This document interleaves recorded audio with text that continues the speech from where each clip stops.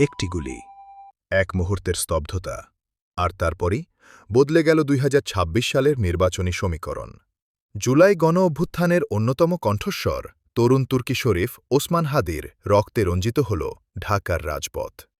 ঠিক যে মুহূর্তে তিনি দাঁড়িয়েছিলেন নতুন বাংলাদেশের স্বপ্ন নিয়ে, ঢাকা ৮ আসনের প্রার্থী হিসেবে।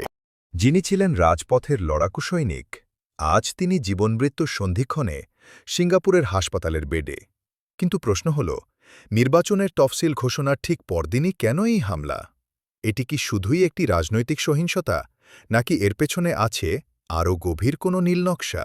তদন্তকারী সংস্থাগুলোর ডকুমেন্ট বলছে এটি ছিল একটি সুপরিকল্পিত টার্গেটেড কিলিং।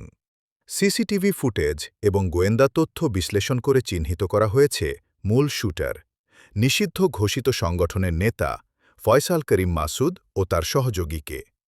চাঞ্চল্যকর তথ্য হল, হামলার পর ৫ বার গাড়ি বদলে তারা সীমান্তের দিকে পালিয়েছে। এই ঘটনা দুই প্রতিবেশী দেশের কূটনৈতিক সম্পর্কেও নতুন এক টানাপোড়েন সৃষ্টি করেছে। হামলাকারীদের ভারতে পালিয়ে যাওয়ার খবরে ঢাকায় তলব করা হয় ভারতীয় হাইকমিশনারকে। বাংলাদেশ সরকার দ্ব্যর্থহীন ভাষায় জানিয়েছে, সন্ত্রাসীদের কোনো কাঁটাতার নেই।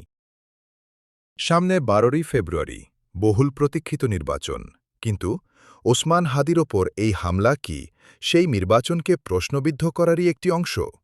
বিশ্লেষকরা বলছেন, এটি কেবল একজন ব্যক্তির ওপর হামলা নয়, এটি আঘাত হানা হয়েছে গণ-অভ্যুত্থানের স্পিরিটের শরীফ ওপর, ওসমান হাদি নতুন এখন বাংলাদেশের জীবনযুদ্ধে লড়ছেন। আকাঙ্ক্ষার ওপর। আর তার এই লড়াইয়ের ফলাফলের ওপর হয়তো নির্ভর করছে আগামী দিনের বাংলাদেশের রাজনীতির গতিপথ। রক্ত কি বৃথা যাবে, নাকি এই রক্ত থেকেই জন্ম নেবে এক নতুন ভোর? সময় এবং ব্যালট পেপারই দেবে সেই উত্তর।